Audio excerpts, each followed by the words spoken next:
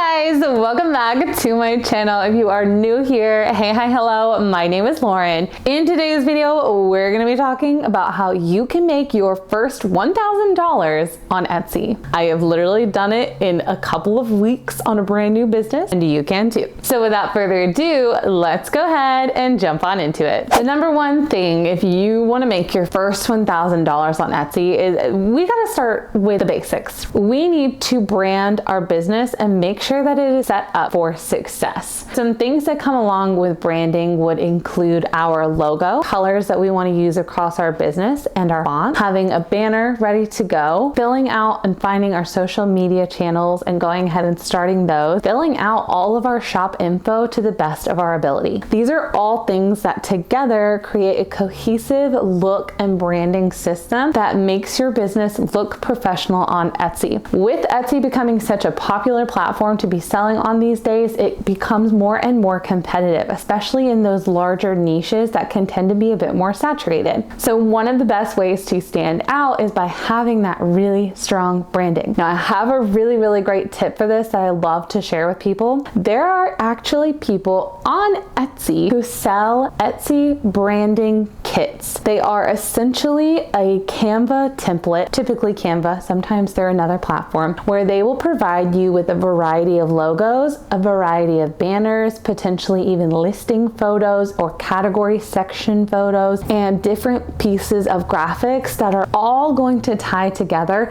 and give you that cohesive look that is going to make your branding really pop on Etsy. These shops are so helpful when it comes to a new shop owner. They will save you a lot of time and they will save you a lot of money, and they will give you that fun, fresh, and professional look to your shop like that. So I always highly recommend looking for those. And as I mentioned, don't just post these things on your Etsy, okay? Use some of these branding to bring over to your social media channels as well. So go ahead and create that Instagram and go ahead and create that TikTok at a bare minimum. Number two, you need to take some time to learn and understand Etsy SEO. SEO stands for search engine optimization. It is essentially how your items get found both on Etsy and on Google. This is literally how people are going to find your items and find your shop. So if you can do really well at it, you are going to be way better off than all of the other shops. So many new shop owners do not spend the time on SEO, and it can make a massive difference in the success of your Etsy business. Two things I'm going to recommend to you are going to be, one, I actually have an entire video dedicated to Etsy SEO where I give you the breakdown, I give you the details. We explain and go over what all SEO encompasses and what you really need to know in order to understand it best and to use it, allow it to bring you sales on Etsy. I'm gonna have that video linked down below in the description box for you guys, as well as up here if you wanna go and check it out after this video. And secondly, what I'm gonna recommend along with that is actually my Etsy SEO workbook. This is a workbook that I created to help people who are learning Etsy SEO and who need a little bit of additional help with it as they're building out their shop. This workbook is going to walk you through some of those SEO basics so that you can refer back to those tips and tricks. It's also going to have several worksheets that you can go through to help yourself learn and understand the process of having good SEO for your Etsy shop. This workbook also includes a checklist and other things that you can refer back to as you are continuing to add more listings onto your shop and continuing to grow it out. I will also have that link down below in the description box for you guys. I'm also going to link it up here in the corner if you want to go and check it out. It is a really great resource for anyone who is getting started on Etsy. The third thing you need to do if you want to make that first $1,000 on Etsy is we need to learn a little bit about our photos, because this is the first thing that people see when they see your product. So after you've gotten your branding done and you've set up your shop correctly and you've learned the SEO and now your SEO is pushing your items to the top of the page, the next thing that comes in line is people are going to be seeing your product image. That image is literally going to tell them in a few seconds whether or not, probably not even a few seconds, probably like a couple milliseconds, right? It's going to tell them whether or not they want to click on that product and go and purchase it. So what do we need to know about our photos in order to make people click on them? Number one, in my opinion, less is always more. Do not go over the top or include a lot of pattern or busy work or a lot of images in that photo. Oftentimes, some of the best photos and products that do do well on Etsy are ones that have a very simple white background. And I have a really easy hack for this if you're getting started. If you have a small-ish product, I would say something like this big or smaller, you can go to the dollar store and get a flexible white poster, prop that up on a corner of your room or a wall, and try and get it near some direct sunlight coming in from one of your windows. You're gonna have natural light coming in. You've got this clean white backboard and you got your product sitting right here. You're gonna take that picture with the natural light pointing on it, and your photos, trust me, are going to look better than probably the majority of people's on Etsy almost immediately. And for those photos, I highly recommend finding either A, the highest quality or newest phone that you have available to you, or B, if you know somebody that has a nicer camera setup like a DSLR camera, that will definitely take it up a notch. And I know that you can also rent these from local camera shops,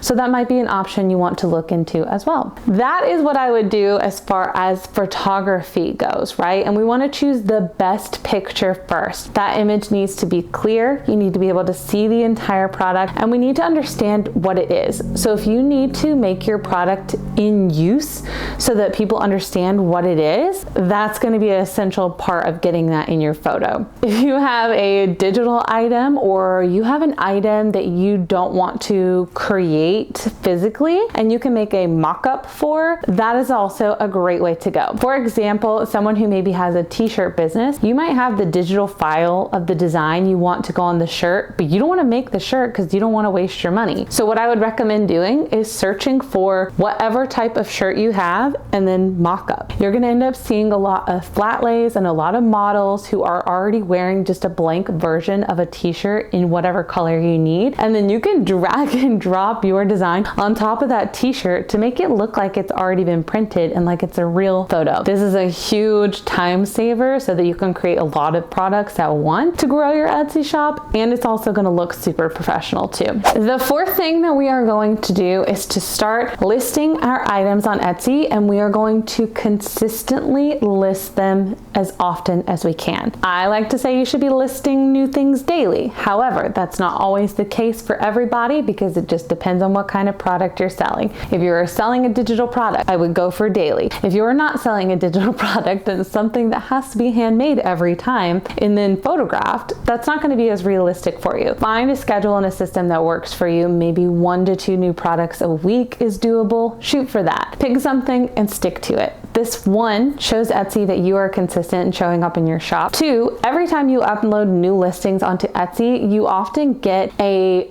boost in the search and algorithm that allows Etsy to see how the item is going to do, and then they decide where it's going to fall into search. So that's a great way to bring in new people into your shop, not even necessarily for that new item, but bringing them into the shop in general, or to get them to look at that new item. So both are really, really important. I also believe that the more listings you have on Etsy, the more chances and opportunities you have for people to be able to find you and your shop. So again, work on increasing those listings. This is something that you should be doing consistently all the time for your Etsy business, as this is just something that Etsy expects and pushes, and it's just a weird part about their algorithm that they really enjoy having. So it works, trust me. And number 5, after you have done 1 through 4 and you feel confident on those, start posting on social media. You never know what kind of video is going to take off or potentially go viral or get in front of people's eyes. It is one of the most sure things you can do to grow your business on Etsy over time. Not to mention, when you bring traffic to an item of your shop on Etsy, Etsy then sees that people have an interest in that and like it, so they end up sending it out more and promoting it higher in their algorithm. So it's a win-win for you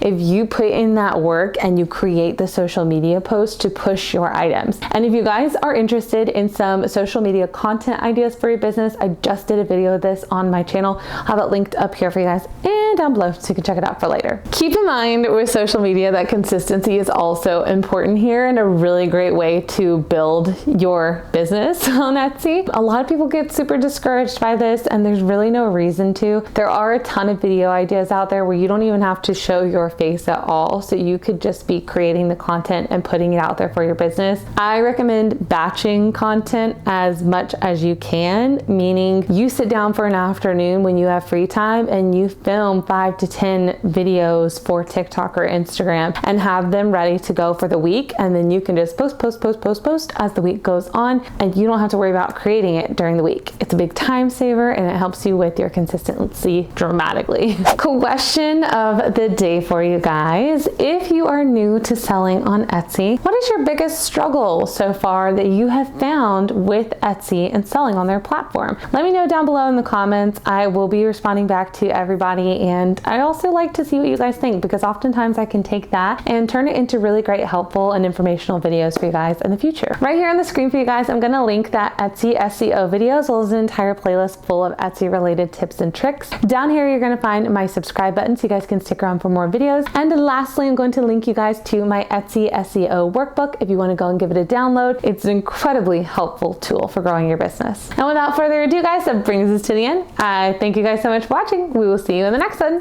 Bye, guys.